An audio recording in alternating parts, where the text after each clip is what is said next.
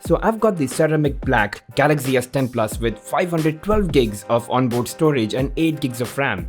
And even after a year, both the performance and the battery hold up as well as my 5-month-old Galaxy Note 10 Plus. And I've been using the S10 Plus for all my shoots, and someone in my team has been using it as their daily driver for all these months. And no performance issues, no battery drain issues, nothing. It's been a smooth sail. It's been kept covered with the plastic case that came in the box, and that has held up very well.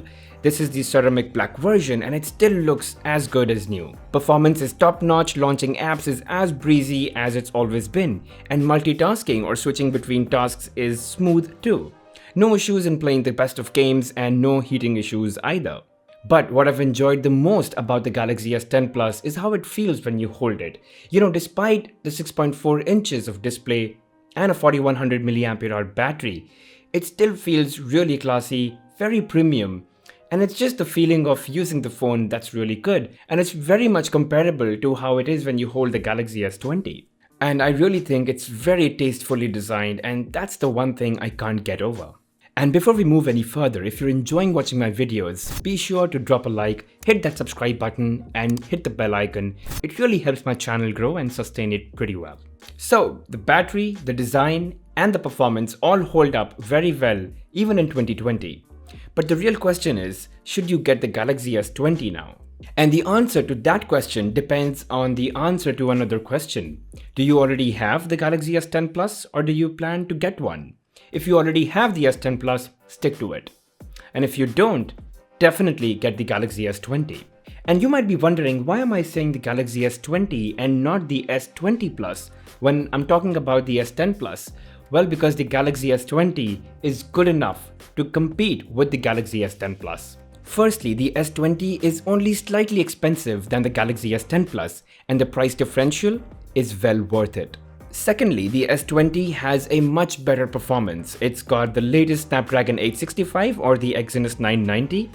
It's got a faster RAM and it's got a faster internal storage. So that already makes it a beast over the Galaxy S10 Plus. And then it has a significantly better camera capability. It's got the more responsive touchscreen and a much smoother 120Hz refresh rate display.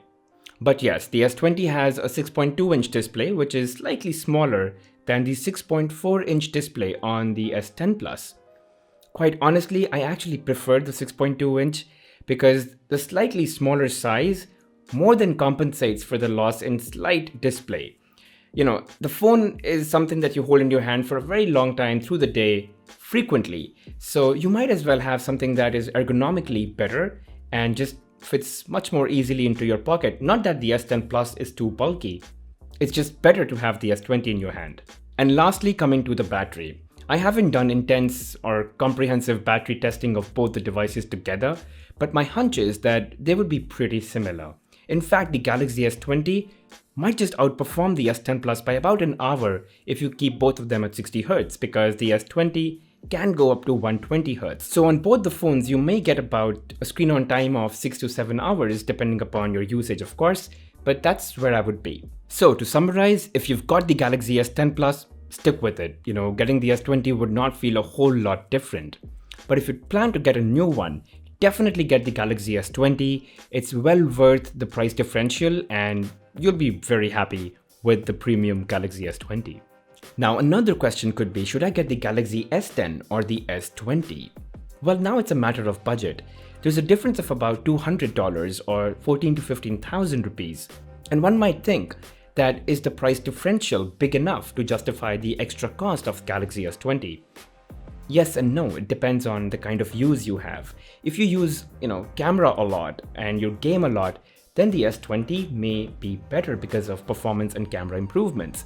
But for day-to-day activities, you would not know or even feel the difference between the two devices. Also, the S20 has a 2x capacitive touchscreen and a 120Hz refresh rate display, which is a lot better in terms of touch experience. So if that matters, then definitely the S20 again.